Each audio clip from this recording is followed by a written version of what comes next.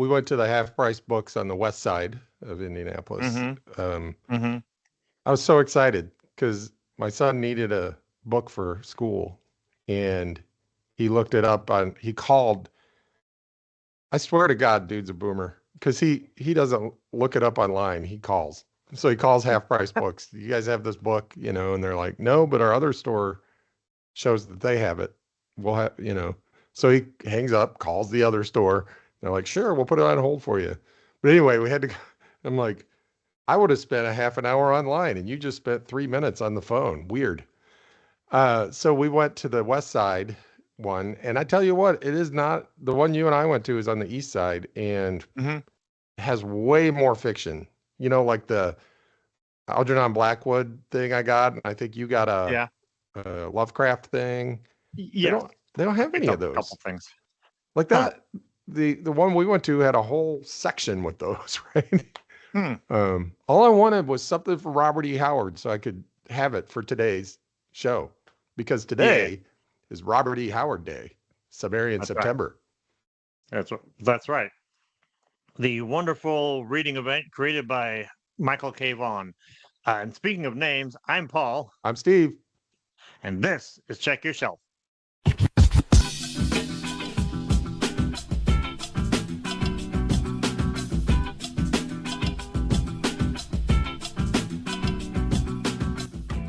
And then another. So this week we're going to talk about Howard's Wings in the Night, the favorite amongst Robert E. Howard fans. My probably third or fourth favorite story, but that's okay. I've been wrong before. We're going to discuss Wings of the Night, which it's a great story. But before we do that, I have a little bit of an announcement. So I stopped the voting on whether or not we should read Hell Riders or Die Like a Duck. And as it turns out, the clear winner was Die of Gold. So we're going to be doing spooky stuff in October, and my hope is while we're underneath doing the spooky stuff, we'll read D of Gold. D of Gold. And D Fun Gold. Hopefully it'll be our first video in November. It all depends on if we get done with it, but it'll be early in November that we cover the D of Gold by Chet Cunningham. This was a winner by like 7-2 or something like that. Wow. Was the final tally. So sorry, Nick. Maybe next time we'll get to Hell Riders. That's right. But, yeah, we are everyone's. We'll be doing Die of Gold. We are everyone's Check Your Shelf hosts. No matter who wins, we will serve the entire community. That's right. We are nothing if not considerate like that. That's right. Anyway, all right. So let's get into it. Wings of Gold by Robert E. Howard is now my favorite Robert E. Howard story. It picks up from where Hills of Death left off, basically. Yeah, I don't know it if really does. I don't know if it picks up directly. Are in order. Yeah, they're mostly in order. There's a few stories in between Hills of the Dead and Wings in the Night, but it feels like it, like you said, it takes off right. Like he walked out of that story and then walked into this danger. Just like around the corner, he found more of it.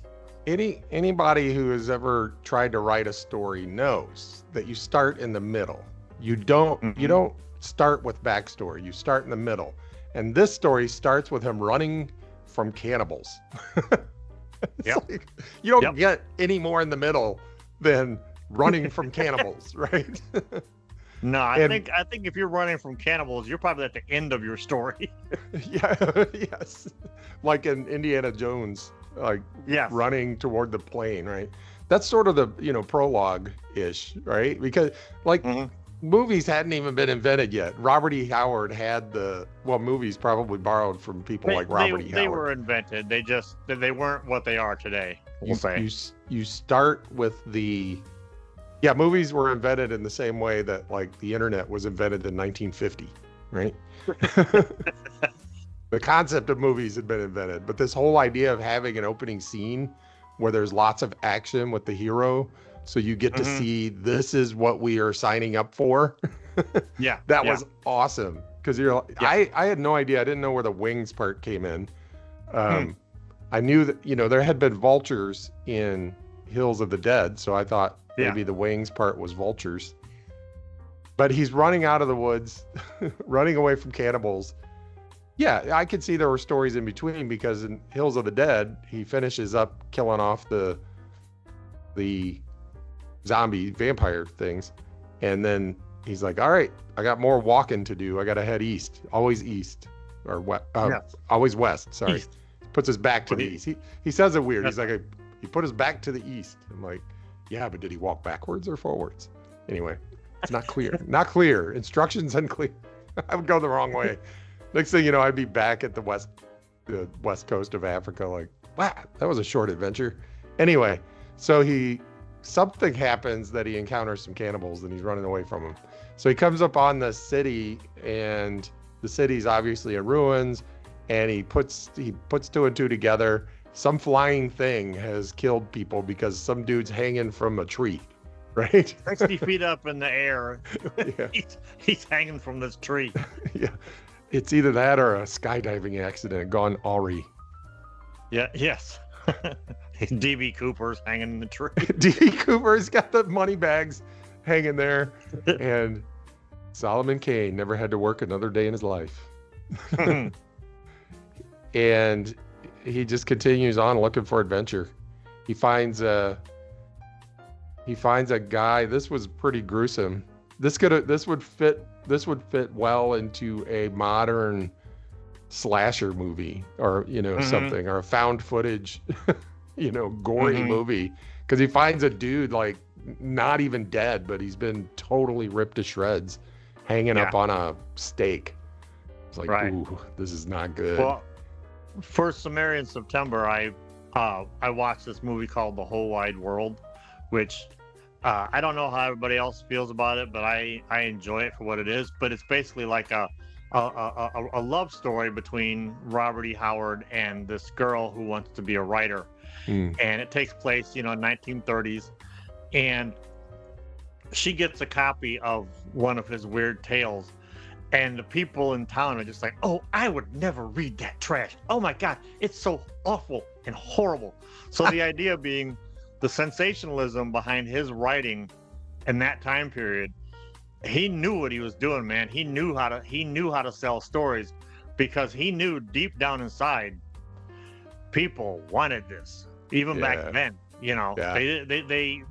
We have this weird propensity for wanting a controlled horror or a controlled violence that isn't real, that we can just escape into. But everyone on the street is just too fanning themselves and fainting at the idea of these stories. Need some pearls to clutch. That's right. Yeah, it is interesting thinking about that time, because I'm reading it for the first time here in 2025, when we've all been desensitized to gore, Yeah, pretty much. And thinking about that time when we still had this separation between what you like to do in private shall never be discussed in public.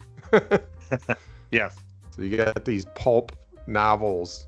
Some may say they're trashy because they have this stuff in them, topless African girls and dudes with their eyes ripped out. The crazy thing is, no decent person read this, but they flew off the shelves.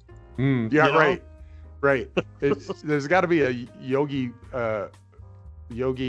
What was that guy's name from the Yankees that said stuff? Yogi Bear? No, that's an actual bear. Was that his name? That wasn't his name, was it? Yogi Berra. Yogi Berra. Thank you. I'm like, Yogi Bear. Hey, boo boo. I'm not even the sports guy, folks. He said there was a restaurant. He's like, nobody goes there anymore. It's too crowded. It's like, no, nobody reads those books. They're always sold out. Nobody goes there. It's too crowded. Yeah, but this dude, for those of you who haven't read it, it's wild. and the way he describes it is really good. And I remember sitting there reading it, and something was going on in the house. People are running around doing stuff, and I'm reading, half paying attention to what they're doing, half reading, and then that scene comes around, and I'm like, oh, my Kindle app was like, oh, I'm gonna read that again. Yeah, it's good. It's good. You can read it just for that scene if you like gore. If you're into the gore thing. There are some scenes in this story that I absolutely love, and I'm sure we'll cover them as we go along.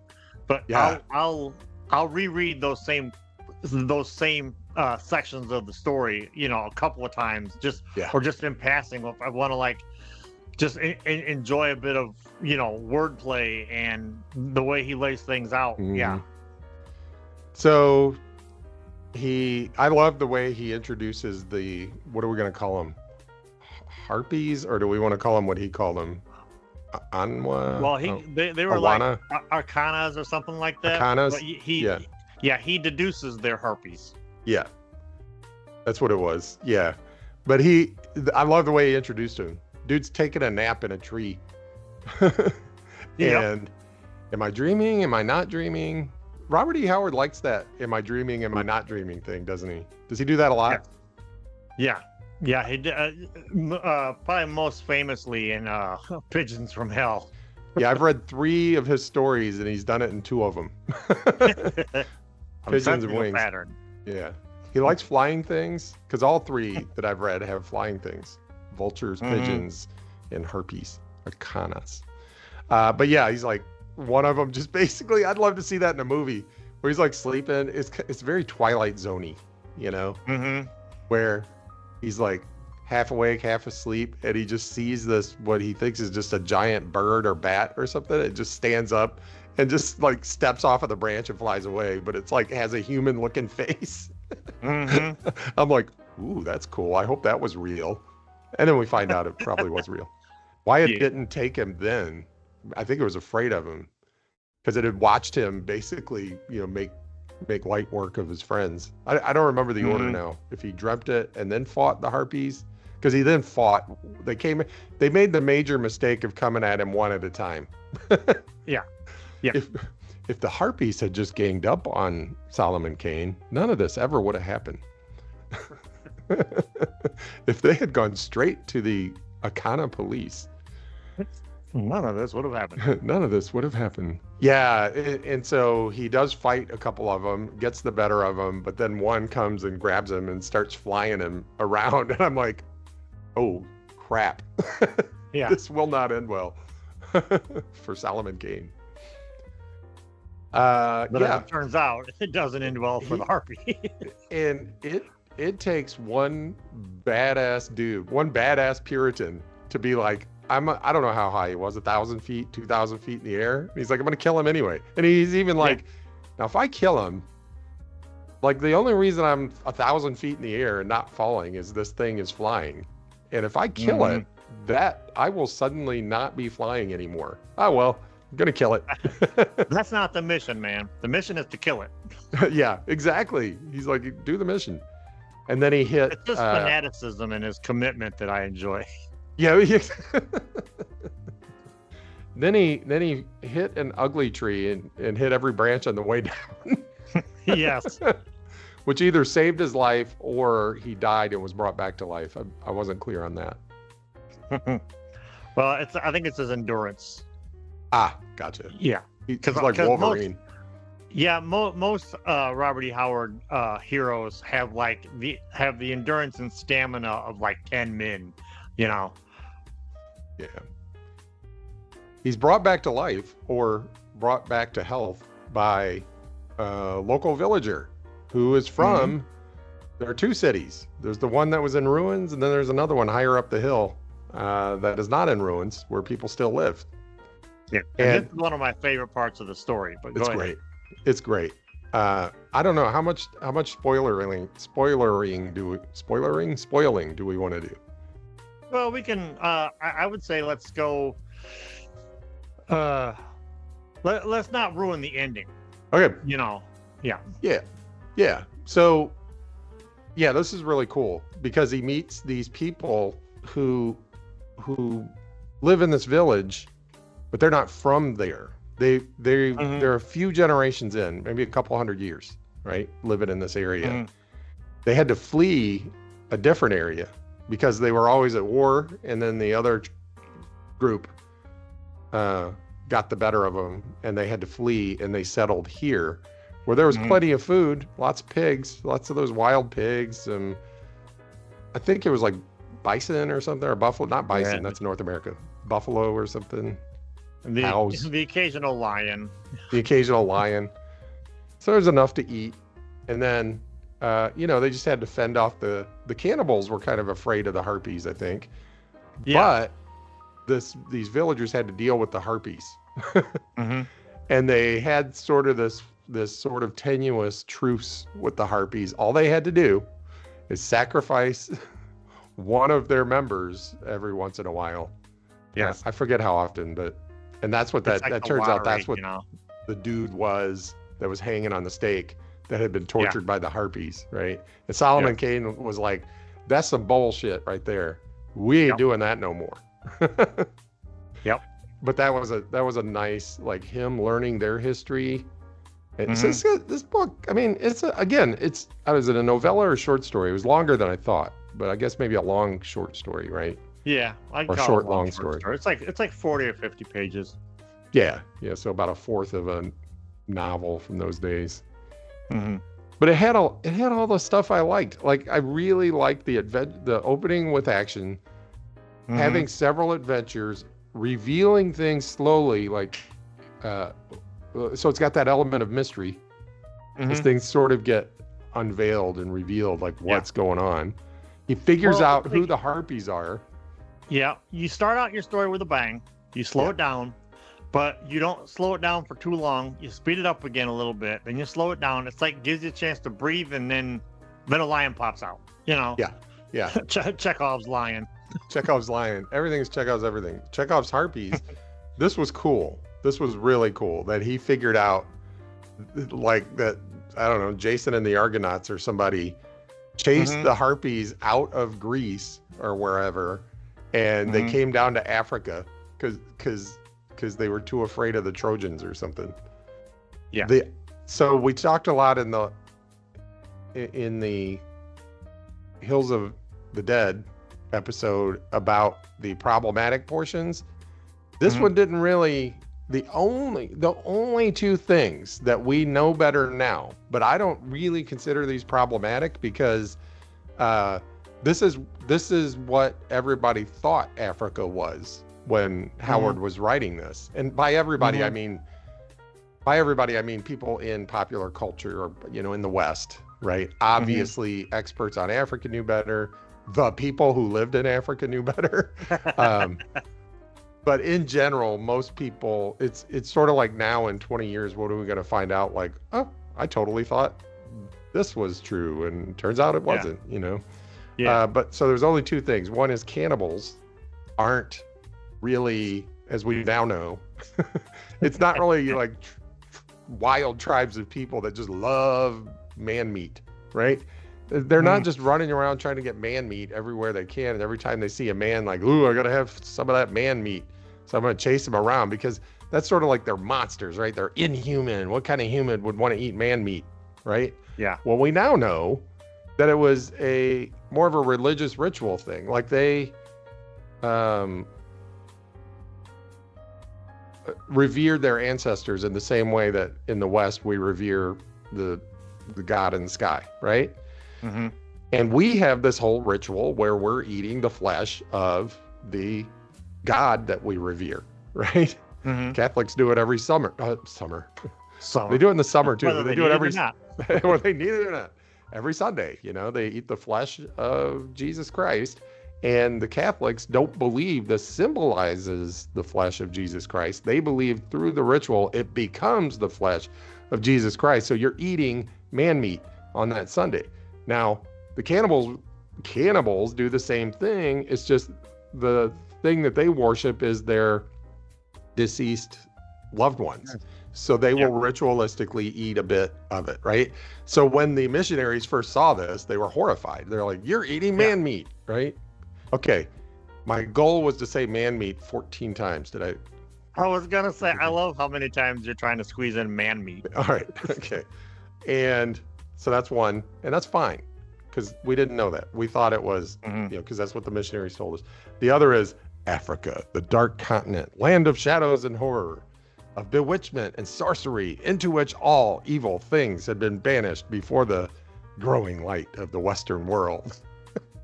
I was like, that's exactly what Solomon Kane would think. I don't know if Robert E. Howard thought it, but that's exactly what Solomon Kane would think. That's one of the things I absolutely love about Solomon Kane is his, like I said before, his fanaticism. Yeah. His absolute belief in what he believes in and how he was put here to destroy anything that wasn't his belief system. Yeah.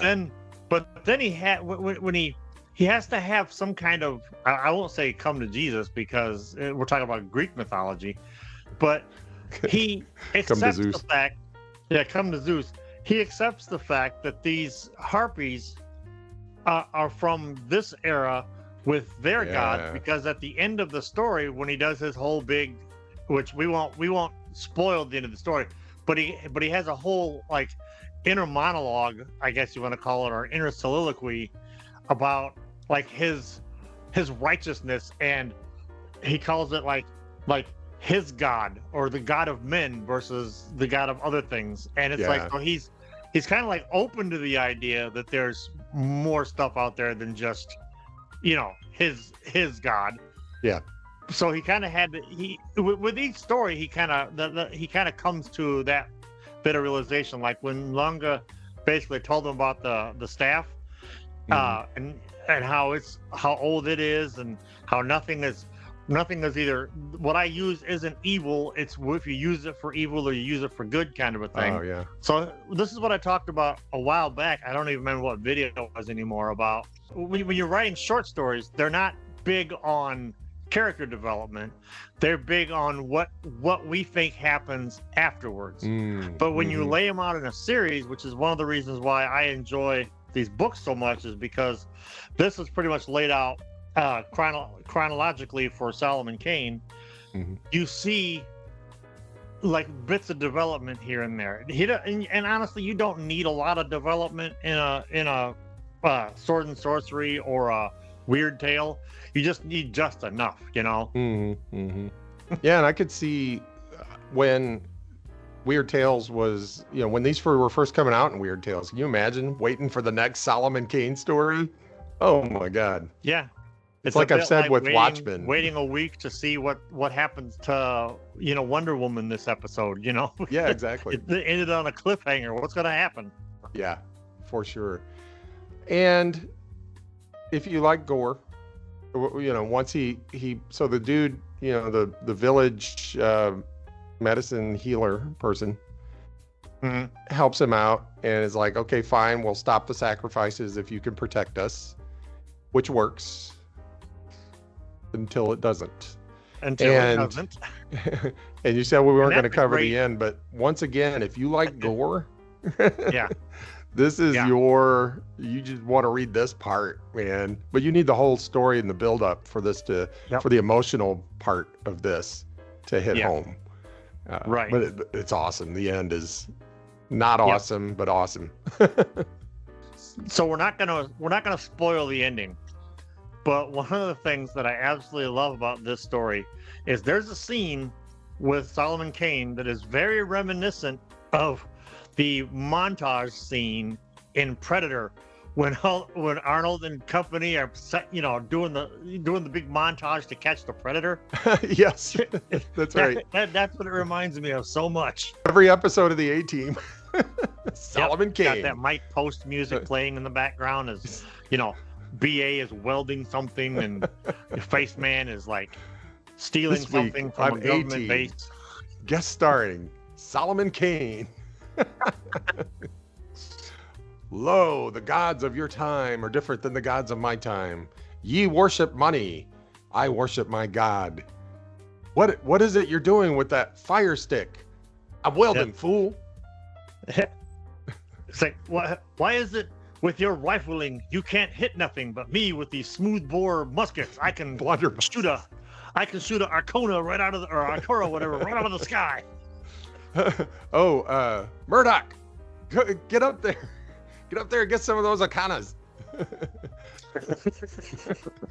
Yeah, with Murdoch, man, he'd be able to get up there and like this. And not hit a thing. And not hit a thing because TV censors. And the next thing, I know we said we weren't going to spoil the end, but I'm going to go ahead and spoil it. At the end, all the Arcanas are sitting there handcuffed, sitting next to the curb, and the police are there. And just before the police get there, Solomon Kane and the whole A-team escape in the A-team van. Right. And then the military police come rolling in just a minute too late. Yeah, that's right. And the officer gets out in his dress uniform, and he's like, missed him again. But the Arcanas are sitting there like, we didn't do nothing. And Solomon Kane's got a cigar in his mouth. I love it when a plan comes together. Oh, God. All right, well, if we're not going to spoil the end, I'll just, and then the very, very, very end, during the denouement, Solomon Kane turns his back to the east. Well, he like grasps his cane or his staff, turns his back to the east, and heads on. And I'm like, oh, cool. Can't wait for the next issue. Yeah, like I said, walks in the danger, walks out of danger. Yep. All right, Steve. So then on a scale of 4 and 3 and 2 and 1, how do you rate Wings of the Night? I give this one a 4. It was really, really good. Cool. I liked it a lot. I give it a 3, but yeah, it is a great story. You give it a 3 because you gave Pigeons from Hell a 4, right? And you can't give both of them a 4. No, I can. I just, like I said, I still think Hills of the Dead is a better story. Oh, Hills of the Dead. Okay, gotcha. It has that whole ending that I just absolutely. It's really cool. Yeah. It's what I think of immediately when I think of that story is the finale. Yeah. Whereas in this one, whereas in yeah, I can see that. Wings in the Night, what I think of first is part of the story that we don't want to talk about. So we don't want to ruin. So yeah, what makes it a great story. I could see that. I think that's a great point, actually. I think one of my favorite parts was when he was like it could have ended with him when they were flying and he killed the thing while they were flying. Mm-hmm. Like it would have been, they would have to have done something but it could have ended and I would have said that was a good story, right? Because I think that's what I think about. I think about that thing grabbing him and flying up into air. That's a great scene. Yeah. It's like biting the hand that feeds. Yeah, exactly. Like 100 feet in the air. And to your point, the mission is to kill this thing, right? Mm-hmm. Whatever happens to me, but my mission is to kill this thing. So. All right. Well, that's just our take on Wings in the Night. Let us know down below what you think. While you're down there, don't forget to do all the YouTube things, like, subscribe, hit that bell notification so you don't miss a single video. And I'm Paul. I'm Steve. And the next time you're looking for something to read, check your shelf. That was me chucking a spear.